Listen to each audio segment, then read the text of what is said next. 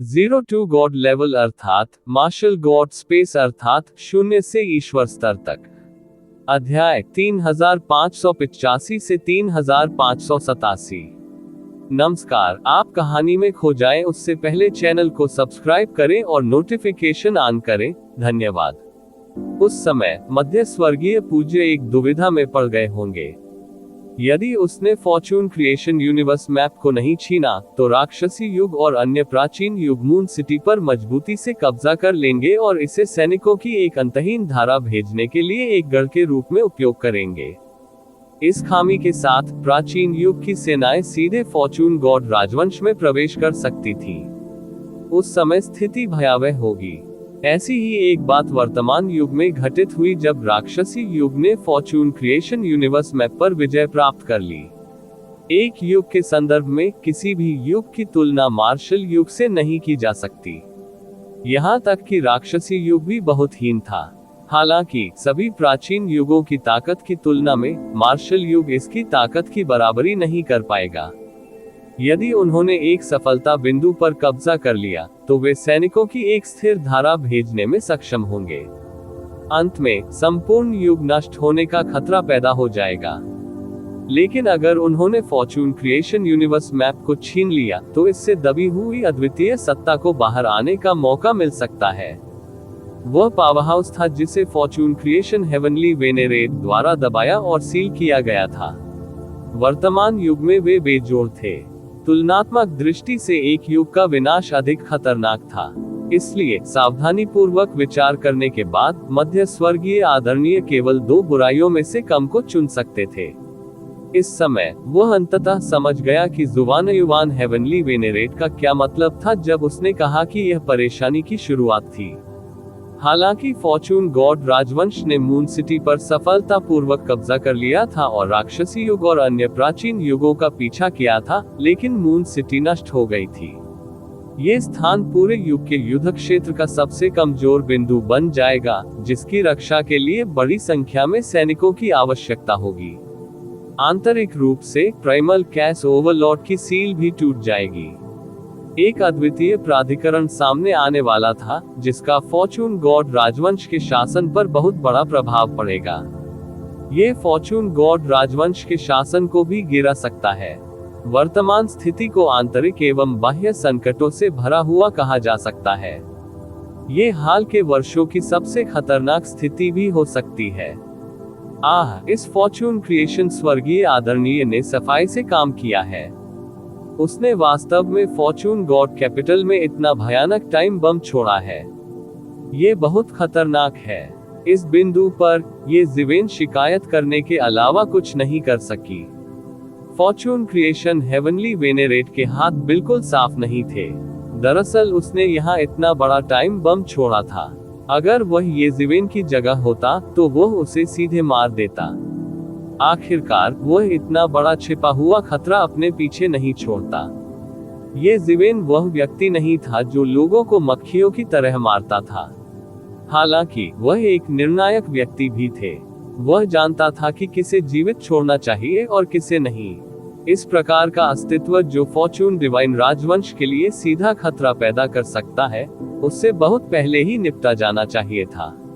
अन्यथा इतनी बड़ी खामी नहीं रह जाती। यह एक ऐसी समस्या थी जिससे मध्य साम्राज्य भी नहीं निपट सकता था। जुबान युवान त्यानजुन मुस्कुराया। हालांकि उसे नहीं पता था कि टाइम बम क्या होता है। वह समझ सकता था कि इसका क्या मतलब है। मैं इसके बारे में नहीं जानता, लेकिन मुझे यकीन है कि फॉर्चून हेवनली लॉर्ड के पास अपने कारण होंगे। जुबान युवान त्यानजुन ने अपनी आंखें मूंद ली, अमर चाय का एक घूंट लिया और कहा, ये जिवेन ने अपने दिल में उपहास किया। क्या लॉर्ड गुड फॉर्चून अपने वंशजों की परीक्षा लेने का इरादा रखता है? ऐसा कारण थोड़ा हास्यास्पद है। लेकिन अब जब हमने प्राचीन युग की सेना को खदेड़ दिया है तो हम जल्द ही सेना को वापस भेजने में सक्षम होंगे। उस समय फॉर्चून क्रिएशन यूनिवर्स मैप भी वापस आ जाएगा, इसलिए इसे फिर से दबाने में सक्षम होना चाहिए। ये जिवेन ने कहा। सैद्धांतिक रूप से हाँ, लेकिन वास्तव में आप इसे इस तरह से नहीं देख सकते। जैसे जैसे सील धीरे धीरे ढीली होगी अराजक अधिपति की, शक्ति और मजबूत होती जाएगी। इस मामले में फॉर्चून क्रिएशन यूनिवर्स मैप जो मूल रूप से था अराजक अधिपति को दबाने के लिए इस्तेमाल किया गया, अब इसे दबाने में सक्षम नहीं होगा। जुवाना युवान तियानजुन ने जारी रखा।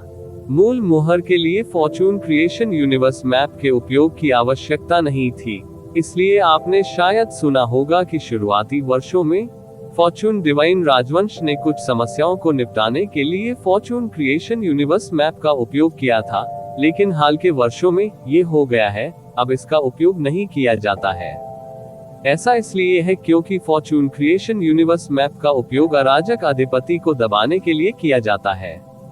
हालांकि फॉर्चून क्रिएशन यूनिवर्स मैप की भयंकर प्रतिष्ठा अभी भी है, इसलिए विदेशी सेनाएं इसे भड़काने की हिम्मत नहीं करती। ये जिवेन ने सिर हिलाया। कई समस्याएं जो उसे पहले समझ में नहीं आती थी, अचानक हल हो गई। फॉर्चून गॉड राजवंश की ताकत अभी भी बहुत मजबूत थी, लेकिन फॉर्चून गॉड राजवंश को जिन समस्याओं का सामना करना पड़ा, वे भी बहुत कांटेदार थी। यह ऐसा कुछ नहीं था जिससे आम लोग निपट सके। अब आप अंततः समझ गए हैं कि आपने किस प्रकार की परेशानी पैदा की है। अराजक अधिपति किसी भी समय बाहर आ सकता है, और एक बार जब वह बाहर आता है, तो मुझे डर है कि आप सबसे पहले खामियाजा भुगतेंगे। भले ही वह ऐसा कर सकता है। कुछ समय के लिए बाहर आए, सील पर अभी भी दरारें हैं। यदि उसकी आत्मा का एक हिस्सा बच जाता है, तो यह संभवतः एक अत्यंत शक्तिशाली अस्तित्व में बदल जाएगा। यह आत्मा अवतार है जो इतनी सारी विदेशी सेनाओं को आदेश देने में सक्षम है। जुवाना युवान तियानजुन ने कहा, ऐसा लगता है कि उससे निपटने के लिए केवल फॉर्चून दिव्य राजवंश के भगवान ही फिर से प्रकट हो सकते हैं। ये जिवेन ने कहा, ये सही है, इस दुनिया में केवल फॉर्चून क्रिएशन हेवनली लॉर्ड ही उस पर मुहर लगा सकता है। उस समय उसके और फॉर्चून क्रिएशन हेवनली लॉर्ड के बीच का अंतर उस अभूतपूर्व स्तर तक पहुंचने से केवल आधा कदम दूर था। अंत में फॉर्चून क्रिएशन हेवनली लॉर्ड वह कदम उठाने में कामयाब रहे, लेकिन उस समय वह केवल एक कदम दूर थे। वर्तमान फॉर्चून गॉड राजवंश में, चाहे वह मैं हो, मिडिल हेवनली लॉर्ड या कोई भी उनकी तुलना नहीं कर सकता। जुवाना युवान तियानजुन ने बिना कुछ छिपाए कहा। उनके और कैस ओवरलॉर्ड के बीच का अंतर भी एक सच्चाई थी। क्या फॉर्चून क्रिएशन यूनिवर्स मैप अभी भी उसे दबाने के लिए पर्याप्त नहीं है? ये जिवेन ने पूछा। दबाओ, जुवाना युवान तियानजुन ने उपहास किया। भले ही यह फॉर्चून क्रिएशन यूनिवर्स मैप है, ये जो शक्ति प्रकट कर सकता है वह इसका उपयोग करने वाले व्यक्ति पर निर्भर करता है। यदि फॉर्चून दिव्य राजवंश का भगवान अभी भी जीवित था तो वह स्वाभाविक रूप से अजेय होगा, लेकिन अगर यह हम हैं तो शक्ति बहुत कम हो जाएगी।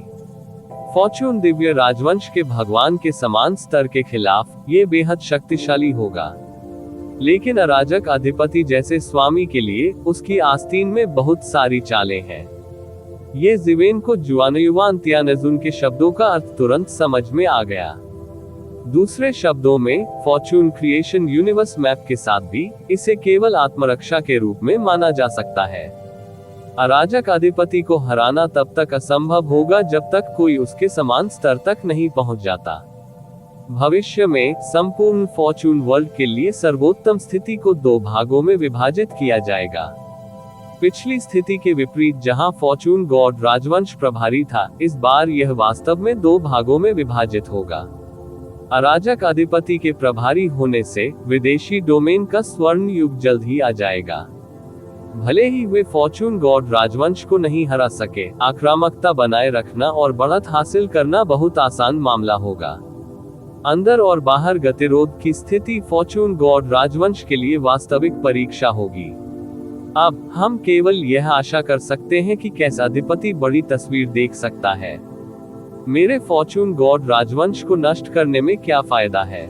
इससे केवल प्राचीन युग को लाभ होगा, और एक बार जब प्राचीन युग आक्रमण करता है तो कैसा अधिपति भी जीत जाता है, वह उन्हें रोकने में सक्षम नहीं है। बाहरी क्षेत्र इतने वर्षों तक शांति का आनंद लेने में सक्षम होने का कारण हमारा फॉर्चून गॉड राजवंश था। जुवाना युवान तियानजुन ने चिंता के संकेत के साथ कहा। उसके जैसे लापरवाह व्यक्ति द्वारा ऐसे शब्द कहने से कोई कल्पना कर सकता है कि अराजक अधिपति ने उस पर कितना दबाव डाला होगा। हालांकि जिस युग में वह सक्रिय थे वह उतना अराजक युग नहीं था, लेकिन आखिरकार वह बहुत दूर भी नहीं था।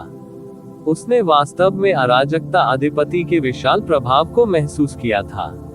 ये जीवेन के विपरीत, जिसने अराजकता अधिपति के बारे में कभी नहीं सुना था, वह इसकी भयावहता को समझ सकता था। विभिन्न परिस्थितियों में अलग अलग कार्रवाई की आवश्यकता होती है। चूंकि अराजक अधिपति के जन्म से पहले ये केवल समय की बात है, तो हमें इसके बारे में बहुत अधिक नहीं सोचना चाहिए। सबसे खराब स्थिति में हम बस लड़ेंगे। अभी केवल मैं ही हूं, मैं उसके मुख्य शरीर की उपस्थिति के बारे में चिंतित हूं। जो भी आत्मा अवतार या कुछ भी हो, मैं इसके बारे में चिंतित नहीं हूं। यदि यह प्रकट होता है तो हम इसे नष्ट कर देंगे। ये जीवेन ने राहत की सांस लेते हुए कहा।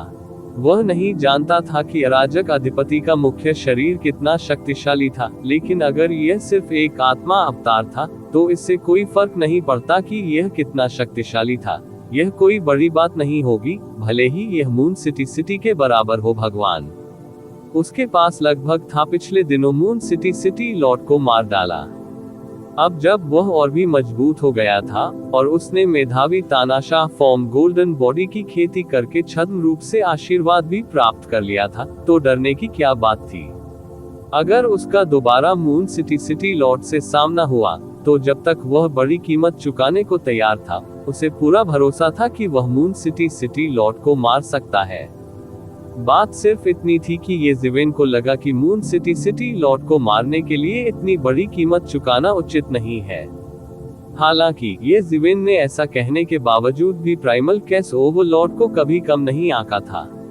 आखिरकार प्रारंभिक अराजकता अधिपति अच्छे भाग्य के भगवान का एक बड़ा दुश्मन हुआ करता था।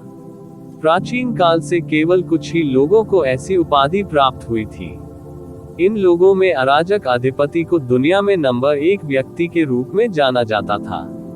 उसकी ताकत इतनी मजबूत थी कि वह लगभग एक संप्रभु भगवान बन सकता था और अच्छे भाग्य के भगवान, दानव पूर्वज और अन्य लोगों के साथ प्रतिस्पर्धा कर सकता था। एक कहावत थी कि किसी का स्तर उसके दुश्मनों से देखा जा सकता है, और यह अराजक अधिपति में पूरी तरह से परिलक्षित होता था। जुवान तियानजुन ने ये जीवेन को कुछ आश्चर्य से देखा। ऐसा लग रहा था कि ये जीवेन डींगे नहीं मार रहा था या घमंड नहीं कर रहा था। जाहिर है उनमें सचमुच क्षमता थी। इस समय ये जीवेन के मून सिटी लॉर्ड से भागने और उसे गंभीर रूप से घायल करने की खबर अभी तक नहीं फैली थी, इसलिए उसे पता नहीं चला। हालांकि वह जानता था कि अगर ये जीवेन ने ऐसी बात कहने की हिम्मत की, तो उसके पास अराजक अधिपति के आत्मा अवतार से निपटने की कुछ क्षमता होनी चाहिए। बात सिर्फ इतनी थी कि अराजक अधिपति के आत्मा अवतार से निपटना इतना आसान नहीं था, और यहाँ तक कि उसने ये कहने की हिम्मत भी नहीं की कि उसे जीतने का पूरा भरोसा था। अन्यथा वह सीधे अराजक अधिपति के आत्मा अवतार तक पहुंच सकता है। क्या यह आधे प्रयास से दोगुना परिणाम नहीं होगा? ये सबसे अच्छा है कि आपको खुद पर भरोसा हो। यदि आप इसे संभाल नहीं सकते हैं, तो आप हमेशा मध्य तियानजुन से मदद मांग सकते हैं। जुवान तियानजुन ने बिना किसी हिचकिचाहट के कहा। अब से दुनिया परेशानियों से भरी है। बैठक में भाग लेने के लिए जुवान तियानजुन के पूर्वी तियानजुन हवेली में पहुंचने के बाद अन्य तियानजुन भी एक के बाद एक आए। अंत में उनमें से किसी में भी फॉर्चून गॉड राजवंश के आदेश के खिलाफ जाने का साहस नहीं था। ये सर्वोच्च महिमा अनगिनत गद्दारों के खून से रंगी हुई थी, और किसी ने ये जीवेन के खिलाफ जाने की हिम्मत नहीं की, जो स्पष्ट रूप से मध्य तियानजुन की ओर से आए थे। लॉग इन करें। किसी भी खराब अनुवाद के बारे में हमें बताने के लिए टेक्स्ट का चयन करें और रिपोर्ट पर क्लिक करें। लेस देन पिछला सूचकांक अगला ग्रेटर देन जुवान तियानजुन के बाद जो व्यक्ति पूर्वी तियानजुन निवास पर दिखाई दिया, वह कोई और नहीं बल्कि स्वर्गीय दाव संप्रदाय के संरक्षक थे, जो पूर्वी क्षेत्र के सबसे शक्तिशाली व्यक्तियों में से एक थे। वह न केवल पूर्वी क्षेत्र में सबसे शक्तिशाली शख्सियतों में से एक था, बल्कि वह पूरे फॉर्चून डिवाइन राजवंश में सबसे शक्तिशाली ताकतों में से एक था। ये तथ्य कि हेवनली दाओ दुनिया पर शासन करने में सक्षम था, ये साबित करता है कि वह एक अत्यंत शक्तिशाली व्यक्ति था। वास्तव में ये जिवेन की यह पहली बार स्वर्गीय दाओ संप्रदाय के कुलपति से मुलाकात थी। स्वर्गीय दाओ संप्रदाय के कुलपति ने ये जिवेन को कोई चेहरा नहीं दिया और दूर से जुआन युवान तियानजुन का सामना करके बैठ गए। आप यहाँ हैं, आपके चेहरे पर अभी भी वही उदासी है, इतने साल हो गए। जुआन युवान तियानजुन ने दया के संकेत के साथ कहा। जाहिर है ये पहली बार नहीं था जब इन दोनों ने पिछले कुछ वर्षों में एक दूसरे से मुलाकात की थी। जुआन युवान तियानजुन के शब्दों का सामना करते हुए स्वर्गीय दाओ संप्रदाय के कुलपति भी अपनी अभिव्यक्ति नहीं बदल सके। उसने केवल ठंडी नजर से उसकी ओर देखा, फिर ये जिवेन की ओर देखा। इस समय ये जिवेन स्वर्गीय दाओ संप्रदाय के कुलपति पर भी ध्यान दे रहे थे। ये जिवेन और स्वर्गीय दाओ संप्रदाय के बीच दुश्मनी पहले ही 2 बार बन चुकी थी जब वह पहली बार फॉर्चून गॉड दायरे में पहुंचे थे। ये जिवेन ने स्वर्गीय दाओ संप्रदाय के सम्राटों में से एक को लापरवाही से मार डाला और स्वर्गीय दाओ संप्रदाय का बदला एक के बाद एक आया। लेकिन उस समय स्वर्गीय दाओ संप्रदाय को शायद ये जिवेन की बिल्कुल भी परवाह नहीं थी। स्वर्गीय दाओ संप्रदाय के राक्षस की तुलना में ये जिवेन एक चींटी नहीं थी, लेकिन परिणाम वही था। बाद में ये जिवेन की विकास गति बेहद तेज थी। अंत में दोनों पक्षों के बीच की नाराजगी को पूर्वी तियानजुन द्वारा हल किया गया। स्वर्गीय दाओ संप्रदाय ने अभी भी पूर्वी तियानजुन को कुछ चेहरा दिया और ये जिवेन के खिलाफ उनके कार्यों में बहुत कमी आई। या यह कहा जा सकता है कि ये जिवेन की विकास गति बहुत तेज थी, इसलिए उनके लिए कुछ भी करना उपयुक्त नहीं था। अब जब दोनों पक्षों के बीच का पन्ना पलट चुका है तो दोनों पक्षों के बीच रिश्ते अच्छे नहीं माने जा सकते। खासतौर पर तब जब ये जिवेन ने फॉर्चून गॉड राजवंश के शिविर में शामिल होने के लिए मानव जाति का नेतृत्व करना चुना। इसने स्वाभाविक रूप से स्वर्गीय दाओ संप्रदाय को आम लोगों की विरोधी श्रेणी में खड़ा कर दिया। काफी समय हो गया था जब फॉर्चून गॉड राजवंश के लोग स्वतंत्र होना चाहते थे और स्वर्गीय दाओ संप्रदाय उनमें अग्रणी था। हालांकि यह एक ऐसी बात थी जिसे दुनिया में हर कोई जानता था। फॉर्चून गॉड राजवंश ने स्वर्गीय दाओ संप्रदाय को बाहर का रास्ता क्यों दिया? खासकर पूर्वी क्षेत्र में हर कोई जानता था कि पूर्वी भगवान कितने शक्तिशाली थे। सिल्वर मून कबीले और स्वर्गीय दाओ संप्रदाय को पूर्वी क्षेत्र में एक कबीला और एक धर्म माना जाता था। हालांकि स्वर्गीय दाओ संप्रदाय ने फॉर्चून गॉड राजवंश की बिल्कुल भी परवाह नहीं की। ये जिवेन ने सोचा था कि स्वर्गीय दाओ संप्रदाय एक बहुत शक्तिशाली व्यक्ति था। अन्य क्षेत्रों की स्थिति की तुलना में मानव जाति के उदय से पहले पूर्वी क्षेत्र में केवल सिल्वर मून जनजाति और स्वर्गीय दाओ संप्रदाय थे। सिल्वर मून जनजाति के मानव जाति के सामने झुकने के बाद केवल स्वर्गीय दाओ संप्रदाय पूर्वी क्षेत्र में सबसे मजबूत ताकत बनने में सक्षम था। स्वतंत्र रूप से फॉर्चून दिव्य राजवंश के खिलाफ लोगों के प्रतिरोध का समर्थन करते हुए इन प्रतिरोध बलों का नेता बन गया। वास्तव में फॉर्चून गॉड राजवंश की नजर में स्वर्गीय दाओ संप्रदाय के अलावा अन्य तथाकथित शक्तिशाली ताकतों के पास कोई स्वर्गीय गुरु भी नहीं था। जहां तक अन्य क्षेत्रों की बात है, वहां कम से कम कुछ सुपर संप्रदाय और स्वर्गीय ताओवाद और सिल्वर मून कबीले जैसे सुपर शक्तिशाली कबीले थे जो सेना में शामिल होकर अन्य क्षेत्रों के दिव्य आदरणीयों के साथ मुश्किल से मुकाबला कर सकते थे। केवल स्वर्गीय ताओवाद एक अपवाद था और यह स्वयं ही ऐसा करने में कामयाब रहा। ये कहावत कि स्वर्गीय दाओ संप्रदाय दुनिया के महान संप्रदायों का नेता था, ऐसी परिस्थितियों में फैलाया गया था। ये वास्तव में स्वर्गीय दाओ संप्रदाय की स्थापना और बुनियाद के कारण था, क्योंकि स्वर्गीय दाओ संप्रदाय की असली ताकत वास्तव में एक चरम स्वर्गीय गुरु थे। वह मिडिल हेवनली मास्टर से थोड़ा कमजोर हो सकता है, लेकिन वह मून सिटी लॉर्ड से कमजोर नहीं था। ये जिवेन आहें भरने के अलावा कुछ नहीं कर सकी। फॉर्चून गॉड राजवंश वास्तव में विशेषज्ञों से भरा हुआ था। विभिन्न क्षेत्रों के स्वर्गीय स्वामी और 10 दिव्य शहरों के सिटी लॉर्ड्स के अलावा आम लोगों के बीच अभी भी ऐसी ताकतें छिपी हुई थी। ऐसा प्रतीत होता है कि इन लोगों के फॉर्चून गॉड राजवंश के साथ अच्छे संबंध नहीं थे। लेकिन वास्तव में यदि आवश्यक हो तो उन्हें फॉर्चून गॉड राजवंश के आदेशों का पालन करना पड़ता था और पूरे फॉर्चून गॉड राजवंश की सेवा करनी पड़ती थी। आखिरकार स्वर्गीय दाव संप्रदाय और फॉर्चून गॉड राजवंश के बीच टकराव अन्य क्षेत्रों से अलग था। उनके बीच कोई बुनियादी टकराव नहीं था। यह विकास की प्रक्रिया में फॉर्चून गॉड राजवंश और स्वर्गीय दाव संप्रदाय के बीच एक प्रतियोगिता मात्र थी। फॉर्चून गॉड राजवंश की नींव अनगिनत वर्षों में धीरे धीरे बनाई गई थी। यहाँ फॉर्चून गॉड राजवंश की रूपरेखा के साथ हर किसी के पास इसके लिए काम करने के अलावा कोई विकल्प नहीं था। क्या उन्हीं की तरह उन्हें भी फॉर्चून गॉड राजवंश के लिए काम नहीं करना पड़ा? बात सिर्फ इतनी थी कि यह प्रक्रिया परस्पर लाभकारी थी। उन्होंने फॉर्चून गॉड राजवंश के माध्यम से बहुत लाभ प्राप्त किया था। फॉर्चून गॉड राजवंश ने उसके लिए कई बाधाओं को दूर किया था और उसे बहुत सारे संसाधन प्रदान किए थे। इसके अलावा उन्होंने फॉर्चून गॉड राजवंश में भी कई महान योगदान दिए थे। हालांकि ये जिवेन को लगा कि हेवनली दाव संप्रदाय के संरक्षक उनके दर्जे को देखते हुए ईस्टर्न हेवनली मास्टर के पद के लिए प्रतिस्पर्धा नहीं करेंगे। ऐसा इसलिए था क्योंकि वह आम लोगों की सेना के नेता थे। वास्तव में उनका प्रभाव पूर्वी स्वर्गीय मास्टर से कम नहीं था। यदि उन्होंने ईस्टर्न हेवनली मास्टर का पद छोड़ दिया तो लाभ से नुकसान की भरपाई नहीं होगी। अन्यथा स्वर्गीय दाव संप्रदाय के कुलपति की वर्तमान ताकत के साथ ये कहा जा सकता है कि यदि वह नहीं तो और कौन हो सकता है। बेशक उसकी स्थिति के कारण फॉर्चून गॉड राजवंश उसे प्रतियोगिता में भाग लेने की अनुमति नहीं देगा। क्या आम लोगों की सेना के नेता के लिए पूर्वी स्वर्गीय मास्टर बनना एक हास्यास्पद मजाक नहीं होगा? भगवान स्वर्गीय गुरु कृपया।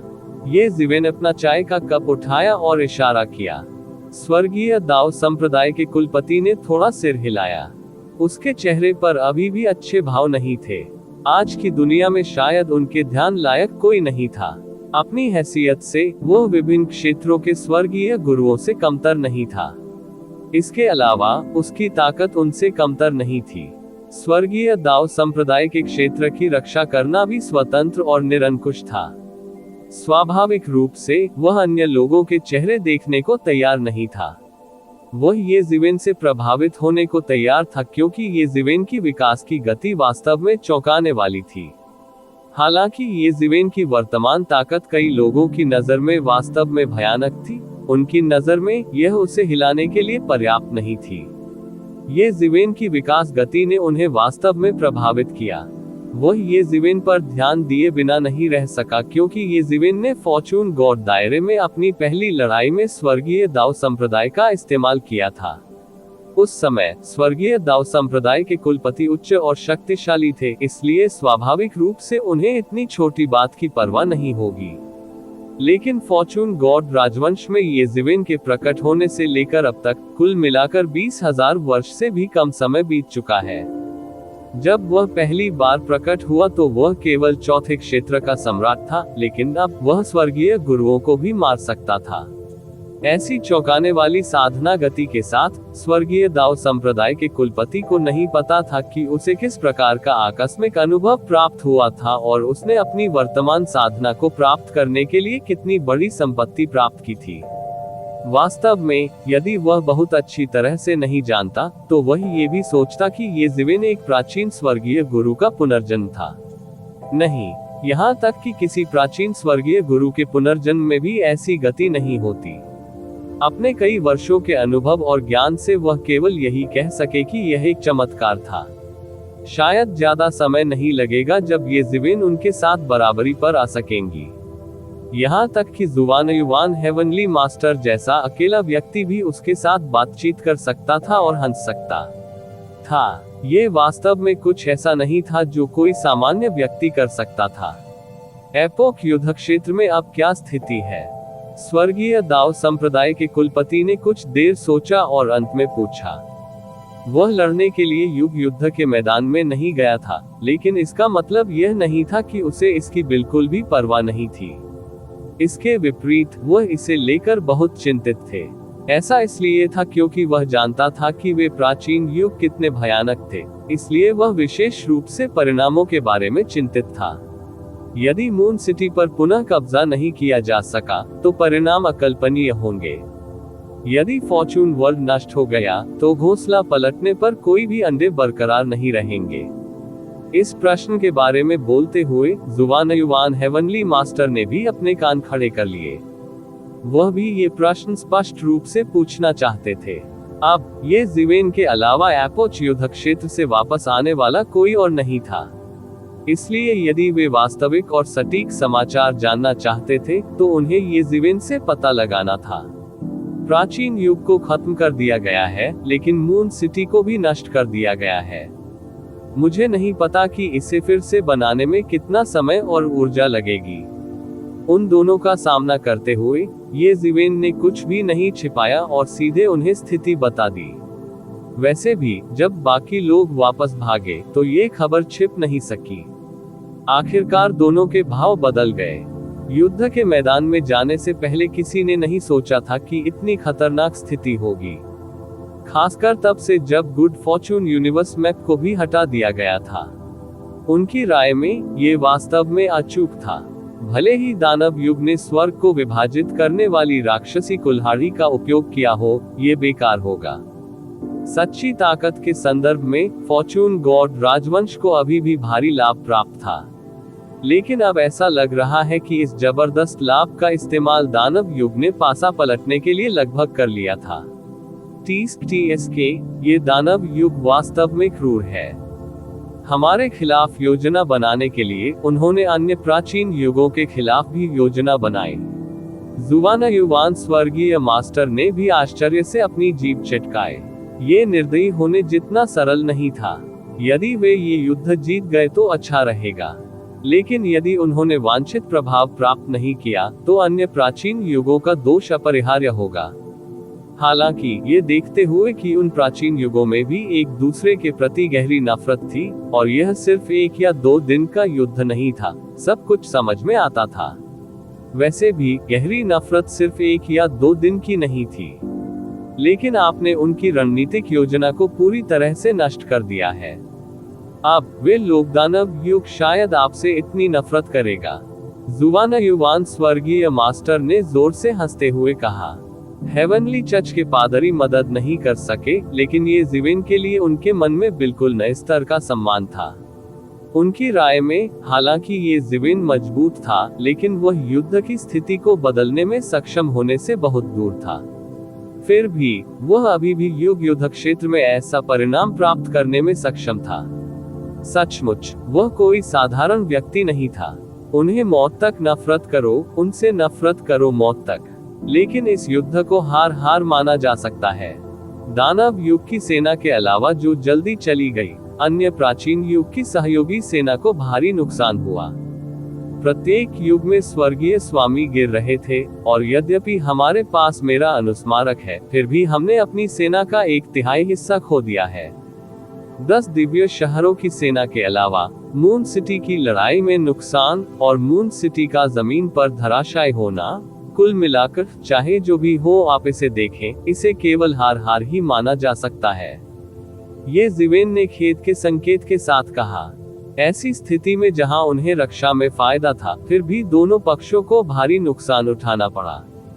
ये स्वीकार करना होगा कि दानव युग वास्तव में शक्तिशाली था। प्रतिवेदन लॉग इन करें। किसी भी खराब अनुवाद के बारे में हमें बताने के लिए टेक्स्ट का चयन करें और रिपोर्ट पर क्लिक करें। लेस देन पिछला सूचकांक, अगला ग्रेटर देन। ये लड़ाई फॉर्चून गॉड राजवंश के चेहरे पर एक तमाचा भी थी। युगों के युद्ध क्षेत्र में 10 महान दिव्य नगरों की स्थापना के बाद से उन्हें इतनी बड़ी क्षति कभी नहीं हुई थी। यदि फॉर्चून गॉड राजवंश की गहरी नींव नहीं होती तो कोई भी अन्य ताकत बहुत पहले ही हार गई होती। इस युद्ध को पूर्ण विजय नहीं माना जा सकता। सौभाग्य से वे अंत में मून सिटी को पुनः प्राप्त करने में सफल रहे। वास्तव में प्राचीन युग की अधिकांश मित्र सेनाएं समाप्त हो गईं। ये डेविल दाओ युग की सबसे बड़ी उपलब्धि थी। ये सचमुच विडंबनापूर्ण था। स्वर्गीय दाओ संप्रदाय के नेता और जुवानयुवान तियानजुन लिंगरेन ने भी कुछ नहीं कहा। ये लड़ाई भी उनके लिए अच्छी बात नहीं थी। हालांकि वे एक छोटी सी बात पर फॉर्चून गॉड राजवंश का विरोध कर रहे थे। संक्षेप में, वे अभी भी फॉर्चून गॉड राजवंश द्वारा एक साथ बंधे हुए थे। स्वर्गीय दाव संप्रदाय के नेता के आने के बाद कुछ अन्य लोग भी पहुंचे। ये लोग पुराने चेहरे माने जा सकते हैं। ये वे लोग थे जिन्हें येज़ेवेन ने सृजन के पथ पर बचाया था। उनकी पिछली विकट स्थिति की तुलना में उनकी वर्तमान स्थिति काफी बेहतर थी। उनमें से कई पहले ही छठे दायरे और यहाँ तक कि 7वें दायरे के बराबर तक पहुंच चुके थे। इतने कम समय में इस हद तक उबरना उनके लिए पहले से ही बहुत कठिन था, क्योंकि उनके पास बहुत अधिक कमी थी। उनके लिए इतने वर्षों तक सृजन के पथ पर फंसा रहना निस्संदेह एक ठहराव था। इन स्वर्गीय आदरणीयों को देखकर येज़ेवेन को अचानक समझ आया कि फॉर्चून गॉड राजवंश ने उन्हें क्यों बचाया था। इन स्वर्गीय आदरणीयों का अस्तित्व फॉर्चून गॉड राजवंश के लिए अत्यंत महत्वपूर्ण था। उनके साथ फॉर्चून गॉड राजवंश की ताकत कई गुना बढ़ जाएगी। हालांकि पूर्वी क्षेत्र में स्थानीय सुपर संप्रदायों और सुपर नस्लों के लिए उनकी उपस्थिति निस्संदेह एक और समस्या का कारण बनेगी, संसाधनों और क्षेत्रों के लिए प्रतिस्पर्धा। स्वर्गीय दाव संप्रदाय और सिल्वर मून कबीले जैसे मूल शासकों के लिए बाद में लौटे ये स्वर्गीय पूज्य निस्संदेह एक बड़ी चुनौती थे। निस्संदेह येज़ेवेन जिस मानव जाति का प्रतिनिधित्व करते थे, वह वास्तव में एक उभरता हुआ सितारा भी था। वह चुनौती देने वाले की स्थिति में थे।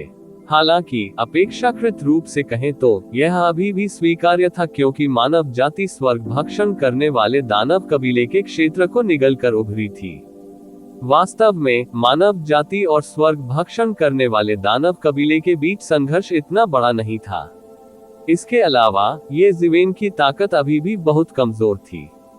मानव जाति की नींव भी उथली थी, इसलिए वह अभी भी किसी धर्म या जाति को चुनौती देने में सक्षम होने से बहुत दूर था। लेकिन इन अनुभवी साम्राज्यों की वापसी के साथ चीजें पूरी तरह से अलग थीं। सामान्य परिस्थितियों में एम्पायरियन के उदय में बहुत लंबा समय लगेगा और शक्ति संतुलन को थोड़ा थोड़ा करके बहाल करने के लिए पर्याप्त समय होगा। लेकिन अब उनमें से एक समूह अचानक प्रकट हो गया था और उनमें से प्रत्येक के पास पूर्वी क्षेत्र के क्षेत्र को विभाजित करने की इच्छा थी। अतः अंतिम परिणाम भयंकर संघर्ष ही होगा। एक ही समय में इतने सारे स्वर्गीय आदरणीयों के कार्य करने से रक्त की नदियां बहेंगी और पहाड़ बदल जाएंगे। अराजकता का ये स्तर कुछ ऐसा था जिसकी फॉर्चून डिवाइन राजवंश अनुमति नहीं दे सकता था। यही कारण था कि इन अनुभवी स्वर्गीय आदरणीयों के लौटने के बाद उन्होंने अपने संप्रदायों और जनजातियों का दमन करने वाली ताकतों से बदला लेने के अलावा कोई कार्रवाई नहीं की। इस तथ्य के अलावा कि वे चरम स्थिति में नहीं थे, उनके शब्द दृढ़ नहीं थे। इससे भी महत्वपूर्ण बात यह है कि फॉर्चून डिवाइन राजवंश उन पर ऊपर से दबाव डाल रहा था। यही कारण था कि उन्होंने विदेशी सहयोगी सेनाओं की छापेमारी के दौरान कार्रवाई नहीं की। चूंकि फॉर्चून डिवाइन राजवंश ने उन्हें लड़ने की अनुमति नहीं दी थी, इसलिए वे क्षेत्रों को खाली करने के लिए विदेशी सहयोगी सेनाओं का सहारा लेंगे। जब विदेशी सहयोगी सेनाएं पीछे हट गईं, तो आक्रमण करने वाली सेनाएं या तो नष्ट हो जाएंगी या दुश्मन के सामने आत्मसमर्पण कर देंगी। कहने की जरूरत नहीं है, विनाश निश्चित था। भले ही जिन लोगों ने दुश्मन के सामने आत्मसमर्पण कर दिया, उनकी मृत्यु नहीं हुई, फिर भी उन्हें विदेशी मित्र सेनाओं द्वारा कुचलकर मार डाला जाएगा। एक तीर से कई शिकार करके सभी खुश हुए। बेशक इस खुशहाल पार्टी में फॉर्चून डिवाइन राजवंश शामिल नहीं था। इस बार जब विदेशी सहयोगी सेनाएं पीछे हट गईं, तो फॉर्चून डिवाइन राजवंश को एक झटके में भारी झटका लगा। सभी पहलुओं से दुनिया पर फॉर्चून डिवाइन राजवंश के नियंत्रण में थोड़ी कमी थी, खासतौर पर तब जब फॉर्चून डिवाइन राजवंश के बहुत सारे शत्रु थे और अब उन्होंने विद्रोह करना शुरू कर दिया था। ये सोचकर येज़ेवेन सिरदर्द महसूस करने से खुद को नहीं रोक सकी। ये साम्राज्य आमतौर पर अलग थलग दिखते थे, लेकिन वास्तव में जब क्षेत्र के लिए लड़ने की बात आती थी तो कोई अंतर नहीं था। जब इन साम्राज्यवासियों ने येज़ेवेन को देखा तो उन्होंने एक फीकी मुस्कान प्रकट की और उसका स्वागत करने के लिए आगे बढ़े। हालांकि वे सभी वरिष्ठ साम्राज्यवादी थे, ये ज़िवेन की ताकत ने उनकी पहचान हासिल कर ली थी। उन्होंने ये ज़िवेन की अजेय ताकत देखी थी जब उसने कई महान साम्राज्यों को मार डाला था। इसके अलावा ये ज़िवेन ने पहले उनकी जान बचाई थी, इसलिए उन्हें स्वाभाविक रूप से यह एहसान स्वीकार करना पड़ा। ठीक है, अब सब लोग यहाँ हैं। ये ज़िवेन ने साम्राज्यवासियों की ओर देखा और कहा, इससे पहले कि हम काम पर उतरे, मुझे सभी को एक और बात बतानी है। मेरा मानना है कि हर कोई युद्ध के मैदान पर वर्तमान स्थिति जानना चाहता है। इन दिनों मैंने बहुत सारी अफवाहें सुनी हैं, इसलिए मैं सभी को एक बार में बताऊंगा। इस बार मेरे फॉर्चून डिवाइन राजवंश ने पूरी जीत हासिल की और भारी हमला किया। प्राचीन युग में नुकसान। शैतान पथ युग स्वर्ग को विभाजित करने वाले शैतान कुल्हाड़ी के साथ पीछे हट गया और पूर्णिमा शहर में आने की हिम्मत नहीं की। ये ज़िवेन ने बेहोश होकर कहा। हालांकि ये फॉर्चून डिवाइन राजवंश के लिए एक अद्भुत जीत थी, लेकिन ऐसा कहने में वह गलत नहीं थे। प्राचीन युग को वास्तव में भारी नुकसान हुआ था और शैतान पथ युग भी स्वर्ग को विभाजित करने वाले शैतान कुल्हाड़ी के साथ बच गया था। हालांकि हुआंग शियाओलोग ने उस कीमत का उल्लेख नहीं किया जो फॉर्चून गॉड राजवंश को चुकानी पड़ी थी। दरअसल इन चीजों को छिपाने की कोई जरूरत नहीं थी, लेकिन ये अनुभवी स्वर्गीय आदरणीय अधिक चालाक थे और उन्हें नियंत्रित करना मुश्किल था। फॉर्चून गॉड राजवंश की मुख्य सेना के लौटने से पहले हुआंग शियाओलोग को उन्हें अपने अधीन करने की आवश्यकता थी। अन्य साम्राज्यवासियों ने उस पर संदेह नहीं किया और सिर हिलाया। ये तो बात हुई फॉर्चून डिवाइन राजवंश की ताकत और फॉर्चून यूनिवर्स मानचित्र के साथ। अगर ऐसा नहीं होता तो यह अजीब होता। केवल स्वर्गीय दाव संप्रदाय के मास्टर और जुवान युवान एम्पायरियन ही थोड़ा बहुत जानते थे। तो मैं नहीं चाहता कि कोई अजीब अफवाह फैले। अब पूर्वी क्षेत्र ज्यादातर आपके और मेरे जैसे लोगों के हाथों में है। मेरे आदेश का पालन करें, इन अफवाहों को रोकें। ये ज़िवेन ने बेहोश होकर कहा। सभी ने सिर हिलाया। वे इस बारे में बहुत स्पष्ट थे कि वे अफवाहें क्या थीं। भले ही वे ऐसी अफवाहें फैलाने के लिए खुद को नीचा न दिखाएं, फिर भी वे कमोबेश गुप्त रूप से इससे सहमत थे। अब जब फॉर्चून डिवाइन राजवंश की मुख्य सेना वापस आ गई थी, तो उन्हें स्वाभाविक रूप से मूल अफवाहों को रोकना पड़ा। अब जब हर कोई जानता है कि मुख्य सेना वापस आ रही है, तो आप निश्चिंत हो सकते हैं। हमें आगे जो करने की जरूरत है वह विदेशी गठबंधन सेना का मुकाबला करने और उसे बाहर निकालने के लिए गठबंधन सेना को संगठित करना है। मुझे इसकी परवाह नहीं है कि पहले क्या हुआ, लेकिन अब से यदि कोई ढील देने का साहस करे, तो मुझे निर्दयी होने का दोष न देना। ये ज़िवेन ने कहा। साथ ही दाववादियों, आपको संदेह करने की जरूरत नहीं है कि मेरे पास साधन या योग्यता है या नहीं। लौटने से पहले मध्य स्वर्गीय आदरणीय ने पूर्वी क्षेत्र के मामलों को मुझे सौंपा था, इसलिए मुझे लगता है कि मैं समग्र स्थिति का प्रभार लेने के लिए योग्य हूँ। तो ज़िवेन पहले लौट आया था। मध्य स्वर्गीय आदरणीयों को अभी भी कुछ समय की आवश्यकता थी, लेकिन ये केवल समय की बात थी। मुख्य बात ये थी कि मध्य स्वर्गीय आदरणीयों को अभी भी कुछ समय के लिए मून सिटी में रहने की आवश्यकता थी। उन्हें डर था कि राक्षसी युग स्वर्ग को विभाजित करने वाली राक्षसी कुल्हाड़ी के साथ वापस आएगा। अगर ऐसा हुआ तो उनकी पिछली सारी कोशिशें बेकार हो जाएंगी। अगर कोई और समग्र स्थिति की जिम्मेदारी लेना चाहता, तो मुझे यकीन नहीं होता। लेकिन चूंकि यह साथी दाववादी वो है, मुझे लगता है कि कोई समस्या नहीं होगी। इस समय एक अनुभवी स्वर्गीय आदरणीय ने कहा। इस समय इन अनुभवी स्वर्गीय आदरणीयों के लिए ये ज़िवेन की जीवन रक्षक कृपा ने एक बड़ी भूमिका निभाई।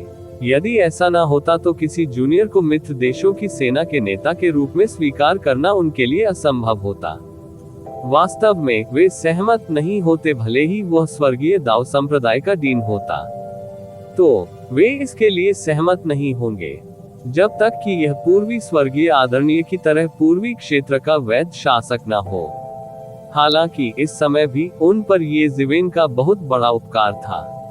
स्वाभाविक रूप से वे ये ज़िवेन के खिलाफ नहीं जाएंगे। इसके अलावा पूर्वी क्षेत्र को वास्तव में अब ऐसी रीढ़ की जरूरत है। विभिन्न कारणों से उन्होंने अलग दिखने की योजना नहीं बनाई, इसलिए वे केवल ये जिवेन को ही नेता बनने दे सकते थे। हाँ, मैं भी सहमत हूँ। मैं वु डाओइस्ट को छोड़कर किसी से सहमत नहीं हूँ। अन्य अनुभवी स्वर्गीय आदरणीयों ने भी सिर हिलाया और प्रतिध्वनि की।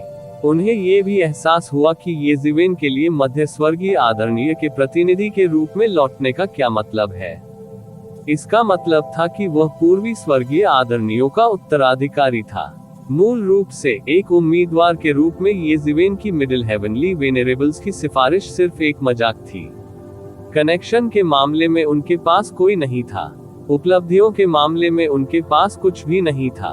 ताकत के मामले में उनके पास कुछ भी नहीं था। लेकिन अब जब ये जिवेन ने सभी आवश्यकताओं को पूरा किया, तो वह सभी के दिलों में एक गर्म विषय बन गया।